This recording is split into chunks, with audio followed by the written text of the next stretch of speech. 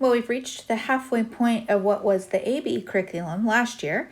We did this lesson on the very first day of second semester. And so we're not even halfway through first semester now, so you can see how we are just really flying through this stuff. So this is the breaking point from what has been called differential calculus, and now we go to integral calculus. So now we're moving away from derivatives and more towards the idea of antiderivatives and what we can do with that. Of course, you already know, I've had some experience with that, but we want to lay the groundwork for what an antiderivative is good for. And to do that, we start with area. If derivatives have to do with slope, then antiderivatives have to do with area. And that is the key fundamental thing that you would do from the section of the B section of calculus. So A section being differential calculus, the B part being the antiderivative, and the C part, which we're going to get to later, which will be the new stuff that we'll get to do together after Christmas. So we're going to talk about LRAM, RRAM, and MRAM today, and we're also even going to get trapped. So you're going to want your calculator for sure. So as we introduced the idea of approximating under a curve, last year we introduced the idea of the rectangular approximation method.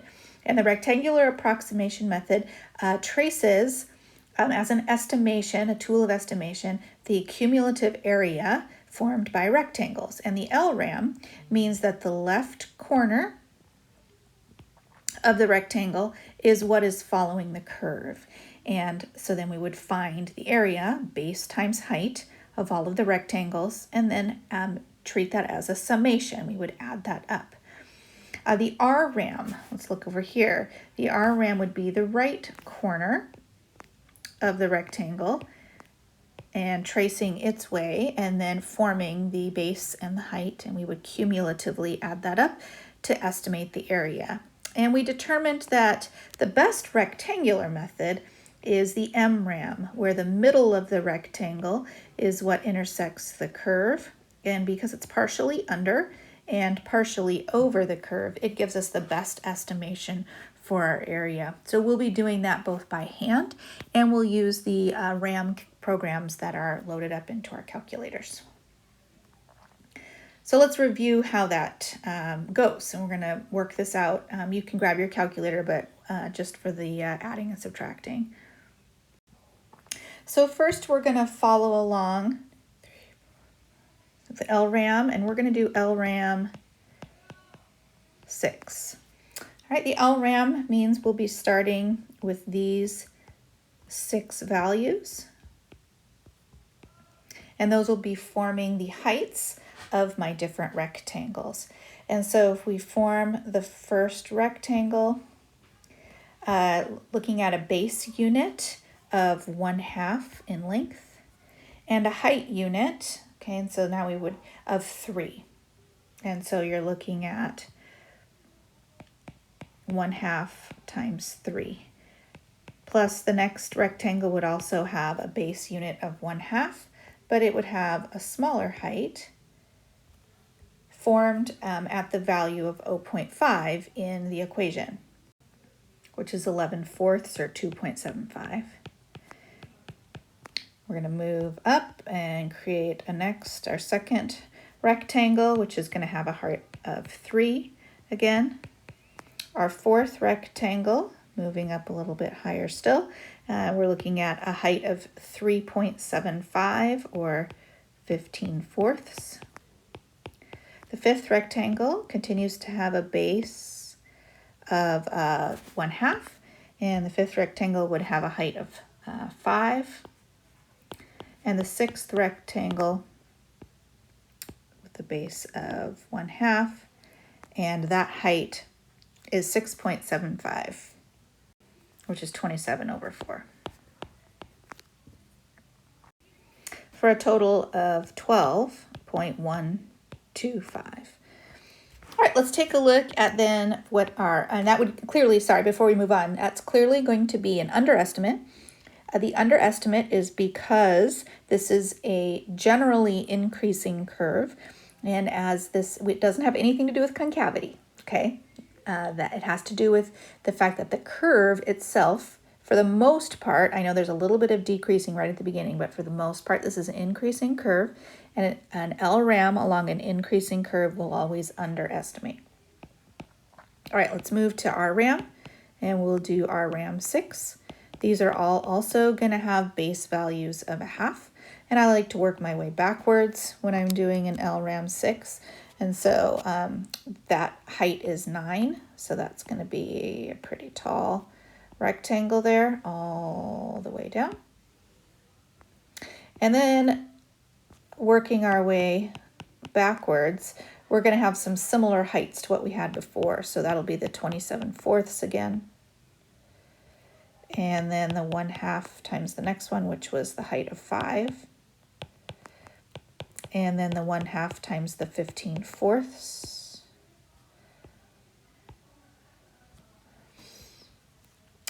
The next one would be the 1/2 times the height of 3.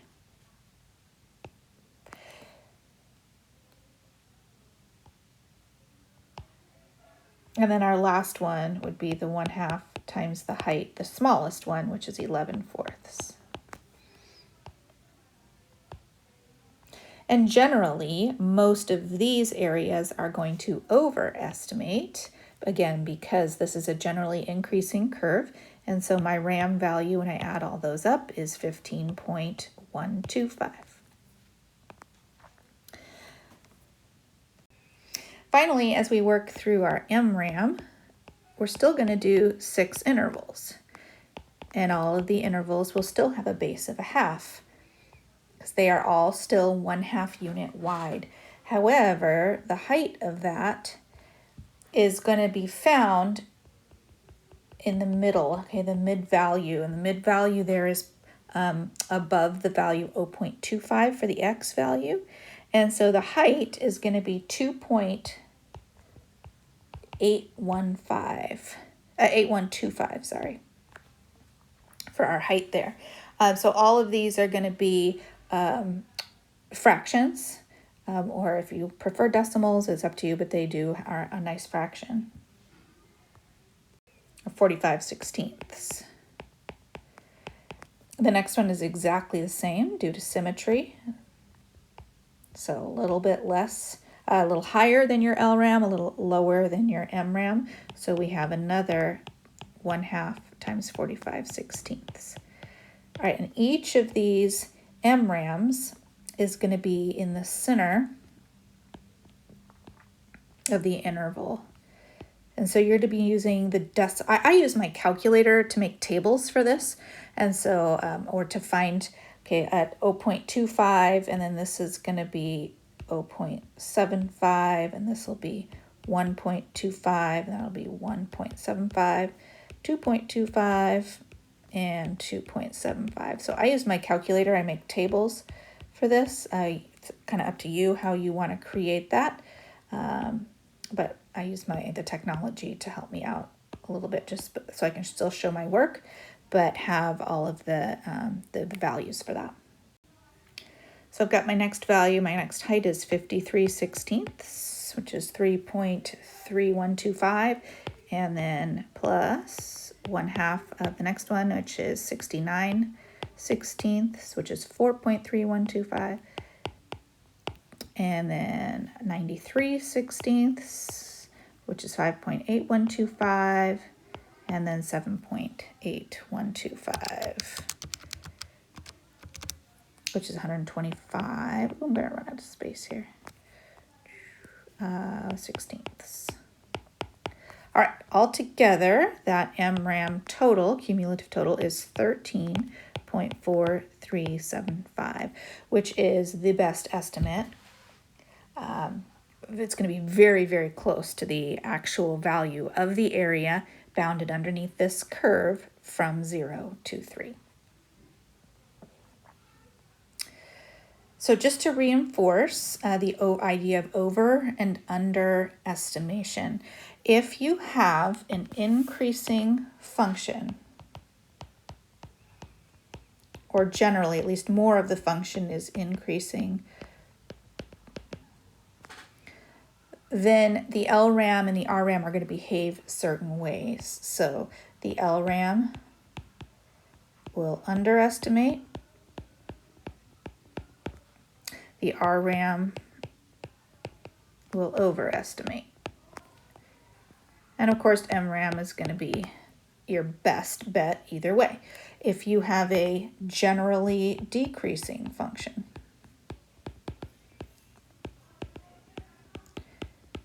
then the LRAM will be the one to overestimate, and the RRAM will be the one to underestimate.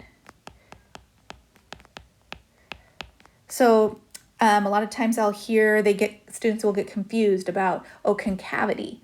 And I know what you're thinking. We did use concavity, but we use that with trap, not with RAM. With RAM, it only has to do with the nature of the direction of the function, whether or not you're going to have an over or underestimate. But either way, MRAM's always the way to go. We can do this with physics questions and using the same idea, coming up with cumulative intervals. Here, all of the rectangles have a common base. And the common base are those 3 units, okay, from 0 to 3, divided into 12 parts. There are 12 such rectangles, so the common base for each one is 1/4. And then the height, you would compare the LRAM, the RRAM. What actually is expressed in the fractions below is the MRAM, but all of them have a common base. And so we can use this to find out an expression when we go from velocity to position. So the area bounded by a velocity curve will estimate the position. Okay, so the area bounded by a velocity curve will estimate the position. Whether that area is positive or negative will help us figure out the position of the particle as well. Okay, you have the RAM program to run on your calculator, so I just want you to practice that a minute. So you're going to want to go to Y1, and you're going to want to put this function into Y1, and then you're going to launch RAM, and the RAM is going to ask you what parameters you want, and the parameters are from 0 to 3. And then it's going to ask you how many subintervals you want. And so we're going to use a ridiculously high number. We're going to use 1,000 subintervals. And, that's going to take your calculator a little bit of time to figure that out. But what it's doing is it's comparing all the LRAMs, all the RRAMs, all the MRAMs, and coming up with the best estimate for you. And it's estimating the area that is bounded underneath this trigonometric curve from 0 to 3. Okay, so go ahead and pause the video and go ahead and run that. Okay, now that you're back, you should have, if you've done it right, your LRAM approximation should be that number.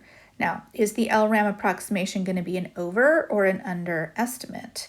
And so because this is a generally increasing equation for the most part, there is part of it that does decrease, but overall the length of the increasing interval is larger or longer than the decreasing interval. And so because we have an overall increasing, and because we're looking at left, then that's going to generally be an underestimate of what the actual value would be. All right, we also are going to lump together in this lesson the trapezoidal rule as well as Simpson's rule, and you've got your calculator, should have your calculator programs for that as well. Trapezoidal approximations are even better than RAM approximations, and then Simpsons are the best, but they're also the most difficult to compute. So trapezoidals are still reasonable to expect someone to compute without a calculator. So as you can see in this drawing, the trapezoids sometimes overestimate and sometimes underestimate, but it's a nice balance between the LRAM, RRAM, and NRAM. You're going to have even better than an MRAM would be a trap. So we're increasing our accuracy by changing our shape.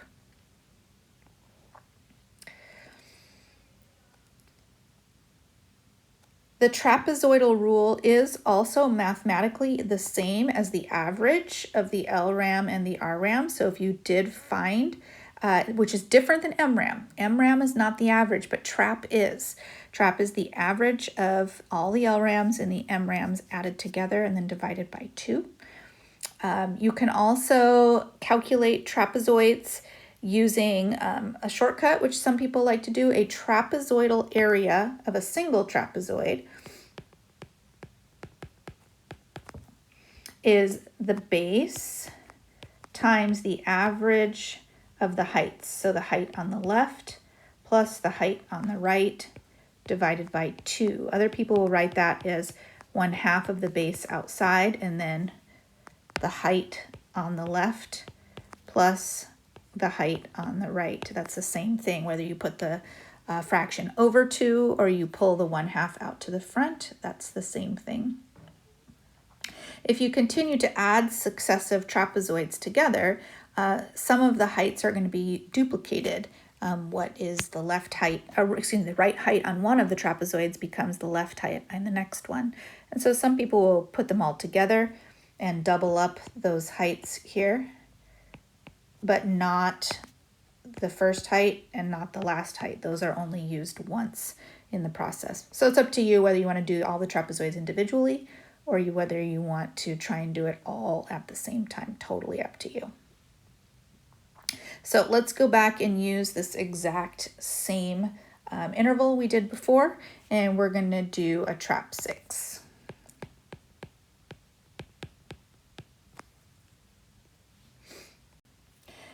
In the trap 6, we'll be using all of the heights. And so the first height is 3, and then this height's 2.75, and then back to 3 again. And then we're at 3.75, and the next height is 5. And then this one is 6.75, and the last height is 9. And so if we're finding our trapezoids here, connecting those two, so that would be 1/2 times the base, which is also 1/2, and then the heights are 3 plus 2.75. And the next height would be 1/2 of the base, which is 1/2, and then 2.75 plus 3. So you can see the 2.75 is used twice. Okay, you can see that it's used here, and then it shows up again there, which means this number 3 is going to be used again as well. It's not the same as the first number 3, but it's another one. Then we'd have 1/2 times 1/2 of 3 plus 3.75. So these 3's are the same 3's. It's this one because it's part of the trapezoid on the left, and it's also part of the trapezoid on the right, where the 2.75 is also used twice. So we're going to use this 2 times. We're going to use this one twice. In fact, we use all of them twice except the 3 at the beginning and the 9 on the end. So another way, we'll do a dot, dot, dot. Another way we can express this is to take out the 1/2s, and then we'll say 3 plus 2 times 2.75, so it's used twice, plus 2 times 3, plus 2 times 3.75, plus 2 times 5, plus 2 times 6.75, and then 9 is only used once. So that's another way that you can express trapezoid. And you can evaluate that that's maybe a little shorter, a little cleaner if you understand how to do that. Sorry, my decimals I'm noticing and my multiplication look similar, so hopefully yours looks a little better than mine does.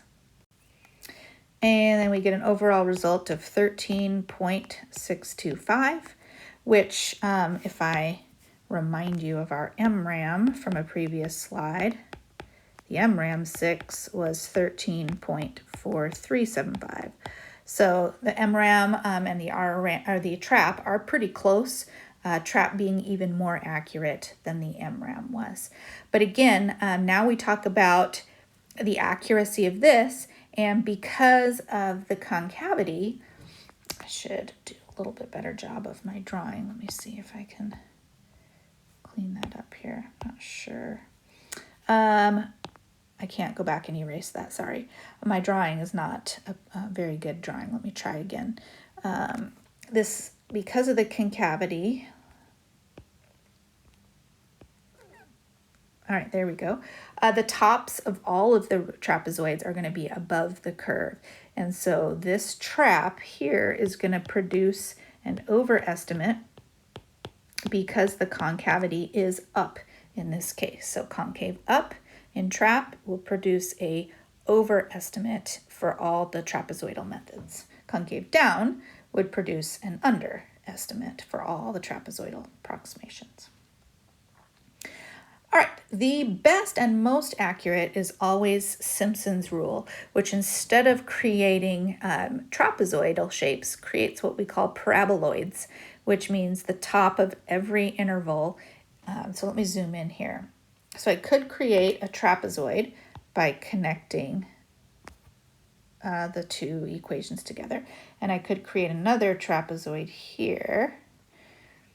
And then we've got one of the trapezoids overestimates the area, one of the other trapezoids underestimates the area. But Simpson proved that a curved parabola, so a parabola connecting, this is the red line, will have the best chance, even better than a trapezoid, and will more perfectly estimate the area.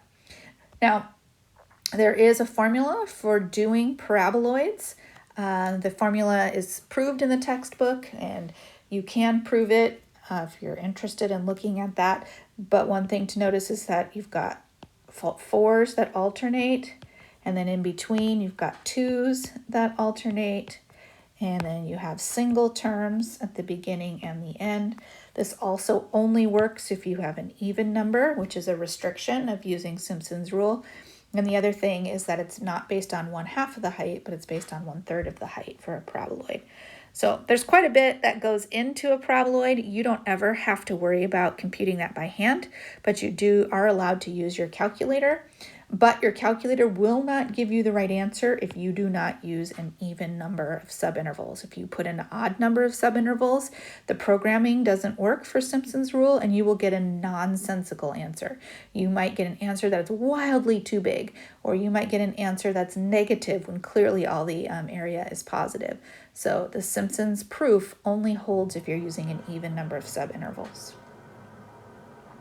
So if we try to create a paraboloids here, which you don't need to do by hand, but if you did, and we run Simpson's method, I'm going to quick do that on my calculator here, 6 subintervals from 0 to 3, we get a Simpson, SIM, of 13.5, which is the most accurate. So that's between the the MRAM we saw before and the trap.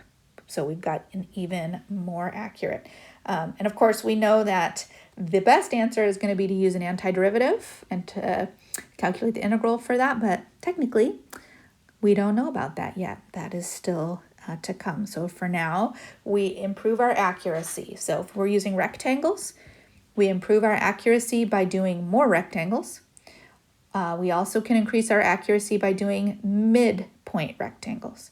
From there, the best way to improve your accuracy is to go to trapezoids or more trapezoids. And then finally, Simpson's method being the best and most accurate, but limited in that you only can use even number of intervals. Okay, so launching into chapter 5. I'm excited we're getting closer to the time where we'll be back together. You guys have done such great work on your own so far this semester. I'm really proud of each and every one of you. And I hope that you enjoy the familiar terrain of being back in chapter 5.